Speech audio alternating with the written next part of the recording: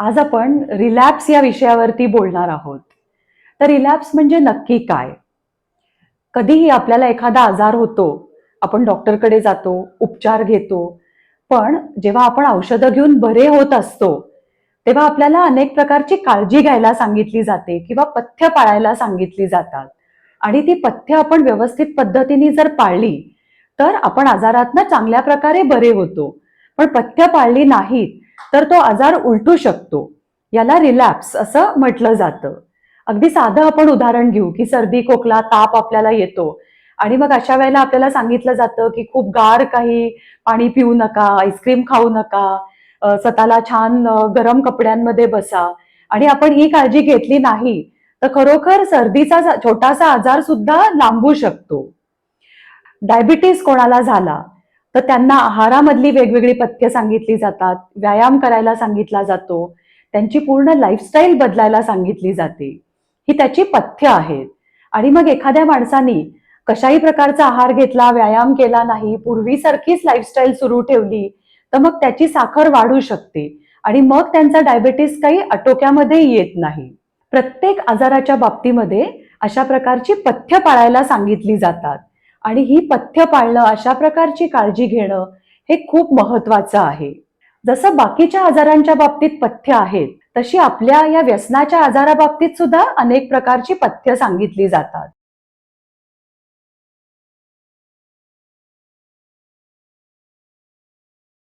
व्यसन हा एक प्रकारचा शारीरिक आणि मानसिक आजार आहे, असं जागतिक आरोग्य संघटनेने म्हटलेलं आहे. जेव्हा कुठल्याही प्रकारच्या व्यसनाची सुरुवात होते, तेव्हा ती अगदी कमी प्रमाणामध्ये होते. एखादा माणूस दारू पीत असेल, तर तो कधीतरी पितो, एखाद्या सणाला पितो किंवा आम्ही बरेचदा ऐकतो, की 31 डिसेंबरला आधी प्यायलं जातं आणि मग त्याला ते थोडंसं बरं वाटतं. त्याची सवय होते. मग तो त्याचं प्रमाण वाढवायला लागतो. याला असं म्हणतात, की टॉलरन्स वाढत गेला. हळू-हळू अशी वेळ यायला लागते, की कमी प्रमाणामध्ये नशा येत नाही. त्यामुळे दारूचं प्रमाण तो वाढवत नेतो. हे जसं दारूच्या बाबतीत सांगितलं, तसं ड्रग्सच्या रुग्णांच्या बाबतीतही असंच दिसून येतं. सुरुवात नेहमी कमी प्रमाणामध्ये, मग त्याची सवय होत जाते, प्रमाण वाढवलं जातं. अलीकडे तर मुक्तांगणमध्ये आपल्याकडे वर्तनात्मक व्यसनाचे सुद्धा रुग्ण येतात. त्यांच्या बाबतीत ते दारू, ड्रग्ज किंवा सिगरेट, तंबाखूचं सेवन करत नसतात.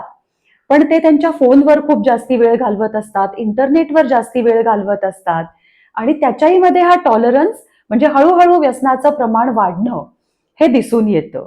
तर जागतिक आरोग्य संघटनेने सांगितलेलं हे पहिलं कारण आहे, की टॉलरन्स वाढणं किंवा पचवण्याची क्षमता वाढणं आणि म्हणून त्याला शारीरिक आजार म्हटलं जातं. दुसरं जे कारण सांगितलेलं आहे, ते म्हणजे विड्रॉल सिम्पटम्स किंवा वियोग लक्षणं. मग एखादा माणूस जर का दारूच्या पूर्ण आहारी गेला आणि त्यांनी ठरवलं की आता दारू बंद करायची आहे आणि एखाद्या दिवशी त्यांनी दारू घेतली नाही, तर त्याला खूप वेगवेगळ्या प्रकारचा त्रास सुरू होतो. त्याचे हात-पाय थरथरायला लागतात, डोळ्यातनं पाणी येतं, तो खूप अस्वस्थ होतो, चिडचिड करतो, त्याला रात्री झोप लागत नाही.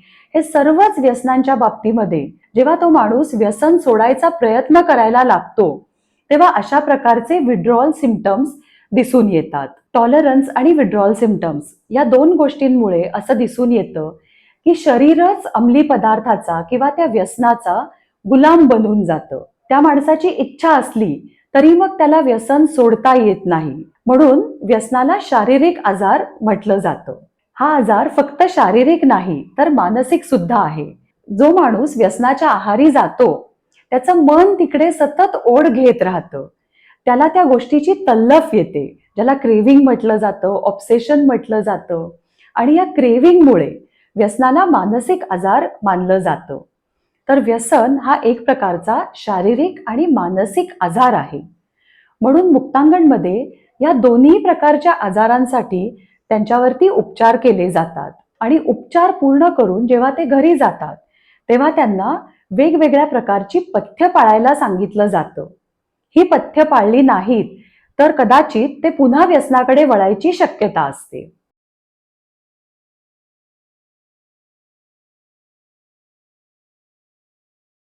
मुक्तांगणमधून एखादा रुग्णमित्र घरी जातो आणि दुर्दैवाने तो पुन्हा व्यसनाकडे वळतो. मुक्तांगणमध्ये आल्यानंतर स्वाभाविकचपणे आम्ही त्याच्याशी चर्चा करतो की का तो परत व्यसनाकडे गेला.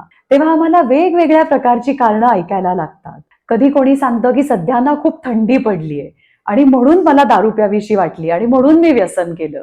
जेव्हा उन्हाळा असतो तेव्हा कोणीतरी सांगतं की खूप उकडत होतं म्हणून मग मी दारू प्यायलो. एकदा तर असं झालं की क्रिकेटच्या स्पर्धा सुरू होत्या तेव्हा जेव्हा इंडिया मॅच जिंकली तेव्हा एक जण खूप आनंदाने प्यायला आणि त्याने तसं आम्हाला सांगितलं की मी एन्जॉय करण्यासाठी प्यायलं. पण पुढच्या वेळेला असं झालं की इंडिया मॅच हारली होती तर दुसरा एक जण आला आणि त्यांनी सांगितलं मॅच हारल्यामुळे मी दुःखाने प्यायलो. तर अशी खूप वेगवेगळ्या प्रकारची कारणं सांगितली जातात. कधी कोणी सांगतं टेन्शन आलं म्हणून मी व्यसन केलं, कोणी एन्जॉय करण्यासाठी व्यसन केलं. मुक्तांगणमध्ये गमतीने असं म्हटलं जातं, व्यसन करण्याची 16,000 कारणं आहेत. इतक्या छोट्या-छोट्या कारणांनी लोकं पुन्हा व्यसनाकडे वळतात. मुक्तांगणमध्ये आल्यानंतर जेव्हा ते आम्हाला ही कारणं सांगतात, तेव्हा त्यांच्याशी चर्चा करून त्यांना हे दाखवून दिलं जातं, की ही व्यसन करण्याची कारणं नाहीयेत, तर फक्त निमित्त आहेत. फक्त एक्सक्युजेस आहेत. जर त्याला टेन्शन आलंय म्हणून त्यांनी व्यसन केलं, तर त्याचं टेन्शन गेलं का? तर अजिबात नाही. त्याचं टेन्शन उलट वाढू शकतं.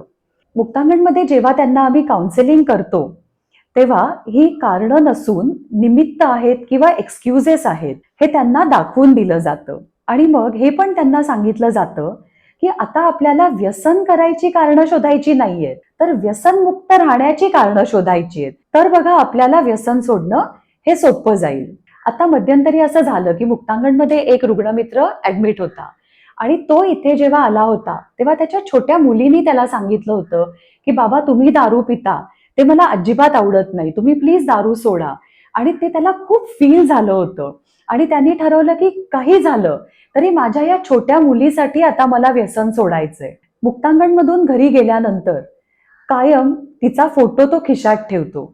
व्यसनाची इच्छा झाली तर तो फोटो बाहेर काढतो आणि असा विचार करतो, आता मी जर का परत प्यायलो तर माझ्या या छोट्या मुलीच्या भविष्याचं काय होईल? तिला काय वाटेल? आणि म्हणून आता त्यांनी ठरवलेलं आहे, की माझी मुलगी हे माझं व्यसनमुक्त राहण्याचं कारण आहे. एकदा असाच एक रुग्णमित्र मुक्तांगणमध्ये दाखल झाला होता. तो एक छोटी नोकरी करत होता आणि व्यसन वाढल्यानंतर त्याच्या नोकरीवरती सतत सुट्ट्या व्हायला लागल्या. त्याचे जे वरिष्ठ होते त्यांनी त्याला मुक्तांगणमध्ये ऍडमिट होण्याचा सल्ला दिला आणि हे सुद्धा सांगितलं, की आम्ही तुला आता एकच संधी देणार आहोत. तू परत प्यायलास तर मात्र तुझी नोकरी गेलेली असेल. मग त्यांनी असं ठरवलं, की माझी नोकरी टिकवणं हे माझं व्यसनमुक्त राहण्याचं कारण असेल. त्याला जेव्हा व्यसनी मित्र आग्रह करतील, कदाचित तो असा विचार करेल, की मी मित्रांना हो म्हटलं, तर मग माझ्या नोकरीचं काय होईल? आणि तो मित्रांना नकार देऊ शकेल. म्हणून सर्वांना ही गोष्ट सुचवली जाते, की जसं आपण व्यसन करण्याची कारणं बघत असतो, आता आपल्याला उलटं करायचंय, पॉझिटिव्ह करायचं आहे, की व्यसनमुक्त राहण्याची कारणं शोधायची आहेत. व्यसन करण्याची कारणं 16,000 असतात. पण व्यसनमुक्त राहण्याचं एक स्ट्रॉंग कारण सुद्धा पुरेसं आहे, की जे आपल्याला व्यसन करण्यापासून रोखू शकतं.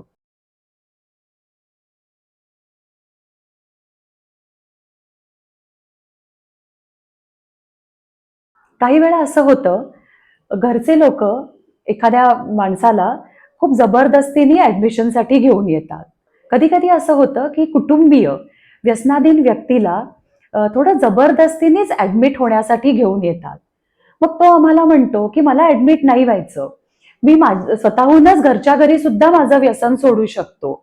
दरवर्षी मी श्रावण महिन्यामध्ये सोडतो. मला हवं तेव्हा मी व्यसन सोडू शकतो. यावरती आमचं उत्तर असं असतं, प्रत्येकालाच आपलं आपण व्यसन सोडता येतं. व्यसन सोडणं हा आपला प्रॉब्लेम नसतो. सोडलेलं व्यसन टिकवणं हा आपला प्रॉब्लेम असतो. श्रावण महिन्यामध्ये खूप लोक व्यसन सोडतात. कधी-कधी जेव्हा डिसेंबर महिना येतो, तेव्हा ते असं ठरवतात, की जानेवारीमध्ये आता नवीन वर्षामध्ये व्यसन सोडायचं. मग तेव्हा 7-8 दिवस व्यसन सोडतात. पण मग काहीतरी होतं आणि परत व्यसन सुरू होतं. या बाबतीमध्ये लेखक मार्क ट्वेन यांचं एक खूप छान वाक्य आहे. त्यांनी असं म्हटलंय, "सिगरेट सोडणं खूप सोपं आहे. मी रोज एकदा तरी सिगरेट सोडतो." तर तसंच आहे, व्यसन सोडणं अवघड नाहीये, पण सोडलेलं व्यसन टिकवणं अवघड आहे आणि म्हणून व्यसनमुक्तीचे उपचार आपल्याला घ्यावे लागतात.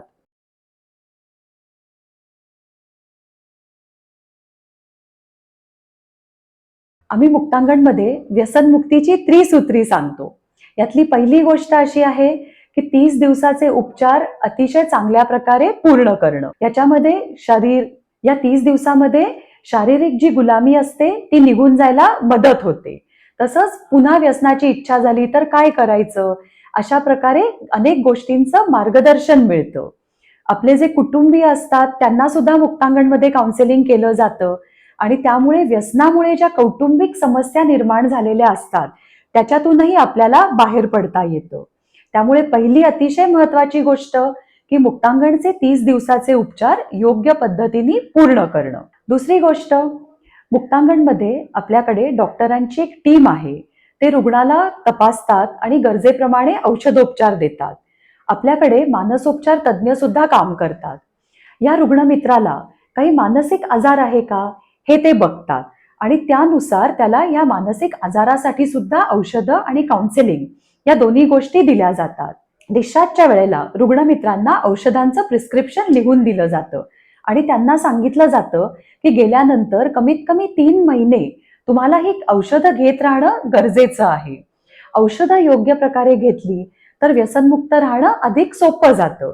कारण या औषधांमध्ये ज्याला आपण अँटी क्रेव्हिंग औषधं म्हणतो, म्हणजे तल्लफ कमी करणारी सुद्धा औषधं असतात.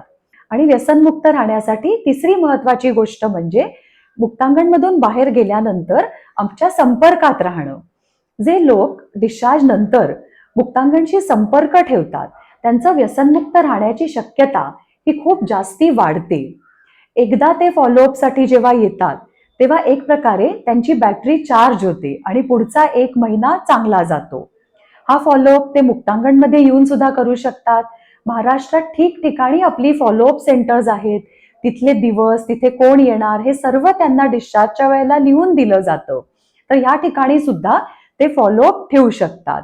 तर उपचार चांगल्या प्रकारे पूर्ण करणं, डिस्चार्ज नंतर औषधं व्यवस्थितपणे घेणं आणि आमच्या संपर्कात राहणं म्हणजे फॉलोअप ठेवणं, या 3 गोष्टी केल्या तर व्यसनमुक्त राहणं हे नक्कीच सोपं जातं.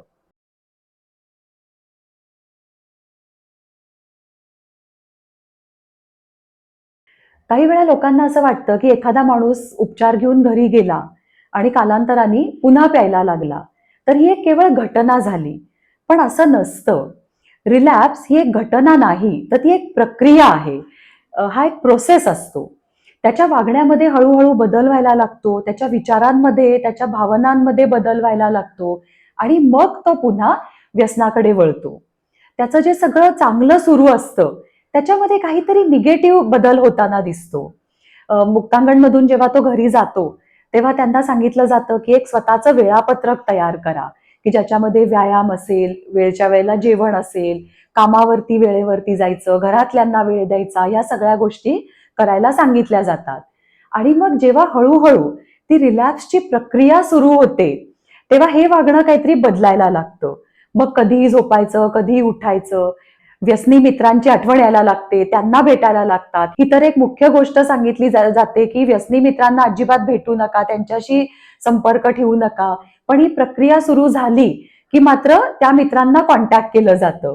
मग असं म्हटलं जातं की मी नाही पिणार, तुम्ही प्या, मी नुसती तुम्हाला कंपनी देतो. पण असं होत नाही.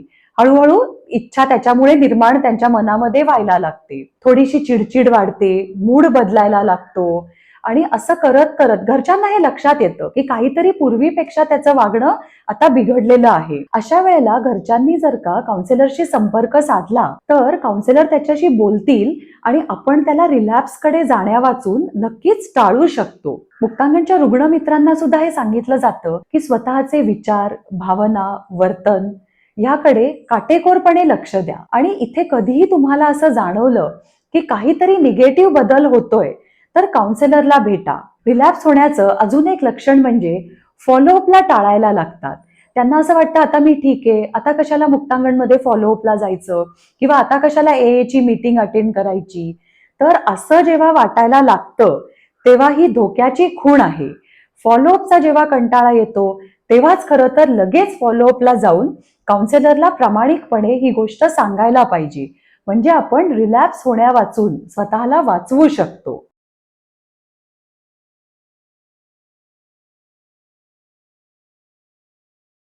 रिलॅप्स होण्याचं एक महत्वाचं कारण म्हणजे ओव्हर कॉन्फिडन्स किंवा अति आत्मविश्वास. कधी कधी असं वाटायला लागतं की आता मी व्यसन सोडून 1 किंवा 2-3 महिने झालेले आहेत, तर आता माझा कंट्रोल आला.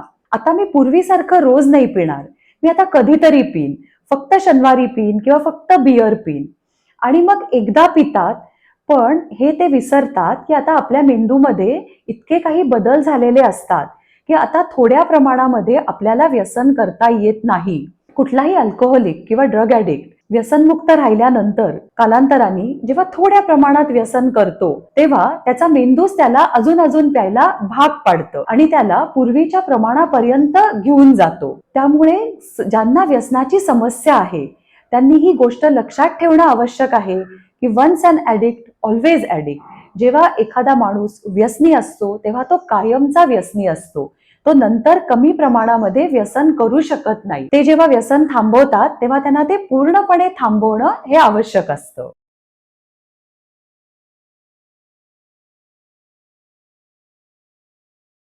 रिलॅप्स टाळण्यासाठी आपण आपले काही ट्रिगर्स आहेत का हे बघणं आवश्यक आहे की ज्या ट्रिगर्समुळे आपल्याला व्यसन करावंसं वाटतं. जसं सुरुवातीला म्हटलं की काही लोकांना खूप थंडी पडल्यावर प्यावंसं वाटतं, काही लोकांना उकडत असेल तर वाटतं. तर असे आपलेच आपण ट्रिगर शोधून काढायचे.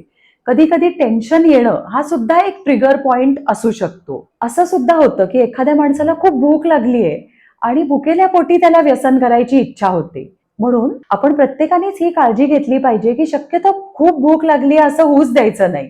वेळेवरती जेवण करून घ्यायचं. चिडचिड होत असेल, टेन्शन असेल, तेव्हा सुद्धा इच्छा होते, हे सुद्धा ट्रिगर्स असू शकतात. आपण खूप रिकामे बसलेलो आहोत त्याच्यामुळे व्यसन करायची इच्छा होते किंवा खूप थकलेले असतो तेव्हा व्यसन करावंसं वाटतं. तर प्रत्येकाने असे आपले नेमके काय ट्रिगर्स आहेत, कशामुळे आपल्याला व्यसन करायची इच्छा होते, हे जर का शोधले आणि ते टाळता आले तर खरोखर आपण पुन्हा व्यसनाकडे जाण्याची शक्यता ही कमी होऊ शकते. आणखी एक गोष्ट म्हणजे व्यसनमुक्त राहण्याचा निश्चय कधीही खूप मोठा करायचा नाही. असं म्हणायचं नाही की मी आता आयुष्यभर दारू सोडली किंवा आयुष्यभर व्यसन सोडलं. हा एक खूप मोठा निश्चय आहे आणि त्याचंच मग टेन्शन येतं आणि लोक परत व्यसनाकडे जातात. त्यापेक्षा रोज सकाळी उठल्यानंतर एवढाच निश्चय करायचा की फक्त आजचा दिवस मी व्यसनमुक्त राहीन आणि एक दिवस फक्त त्या निश्चयाचं पालन करायचं. 1 डे ॲट अ टाइम, फक्त आजचा दिवस असा निश्चय करून एक एक दिवसाच्या हिशोबाने व्यसनमुक्त राहणं सोपं जातं.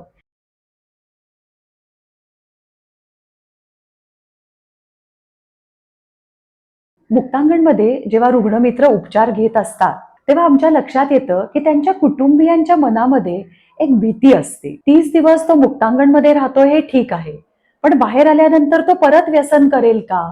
आणि सतत ते या काळजीमध्ये राहत असतात. त्यांना सुद्धा सांगितलं जातं की फॉलोअप जर व्यवस्थित ठेवला, औषधं योग्य प्रकारे घेतली तर व्यसनमुक्त राहण्याची शक्यता कमी होते. त्यामुळे ह्या दोन्ही गोष्टींसाठी कुटुंबीय एकतर मदत करू शकतात. पण दुर्दैवाने असं झालं की आपल्या घरातला हा व्यसनमुक्त होणारा माणूस समजा एक दिवस व्यसन करून घरी आला, अशा वेळेला कुटुंबियांनी घाबरायचं नाही, अजिबात चिडायचं नाही. अशा वेळेला चिडणं ही एक खूप स्वाभाविक रिॲक्शन असते. घरातले लोक त्याच्यावरती आरडाओरडा सुरू करतात की अरे तू इतका चांगला होता, आता तू कसा परत पिऊन आला. त्यावेळेला आपण जर त्याच्यावर चिडलो तर त्याचा तो पुन्हा एक निमित्त म्हणून वापर करू शकतो. जरी तो परत पिऊन आला तरी मला माहितीये की ही गोष्ट खूप अवघड आहे, पण आम्ही नेहमी घरातल्या लोकांना सांगतो तेव्हा तुम्ही शांत राहा, त्याच्याशी ह्या विषयावरती काहीच बोलू नका, त्याला जेवू दे आणि त्याला झोपू दे. तो पिऊन आलेला असताना आपण जर त्याच्याशी वाद घालायला लागलो तर परिस्थिती टोकाला जाईल, खूप भांडणं होतील आणि मुलांसमोर ही भांडणं झाली तर मुलांना खूप असुरक्षित वाटेल. त्यावेळेला आपण जर का शांत राहिलो तर दुसऱ्या दिवशी जेव्हा त्याचं व्यसन उतरेल, सकाळी जाग येईल त्याला, तेव्हा त्याला पश्चाताप होईल आणि कदाचित तो स्वतःहूनच व्यसन बंद करेल किंवा तो तुम्हाला सांगेल की नाही मला परत मुक्तांगणला घेऊन चला. तो व्यसन करतोय का नाही यापेक्षा त्याचं आणि तुमचं नातं कसं आहे ते चांगलं आहे हे बघणं जास्ती महत्वाचं आहे. आपण त्याच्यावर चिडलो तर त्याचं आणि आपलं नातं खराब होईल. आणि तो आपलं ऐकणार नाही आणि आपल्याला त्याला बिलकुल मदत करता येणार नाही. त्यावेळेला जरी त्यांनी व्यसन केलंय तरी आपण शांत राहायचंय, तरच त्याचं आणि आपलं नातं चांगलं राहील आणि आपण त्याला व्यसन सोडण्यासाठी मदत करू शकू. अशा वेळेला आपण एक गोष्ट विसरायची नाहीये की तो माणूस वाईट नाही, फक्त त्याचं व्यसन वाईट आहे. तो एक आजारी माणूस आहे आणि त्याच्यावरती आरडाओरडा करून त्याच्याशी भांडून कुठलाही आजार बरा होत नाही. तर त्याला योग्य प्रकारे मदत केली तरच आजार बरा होऊ शकतो.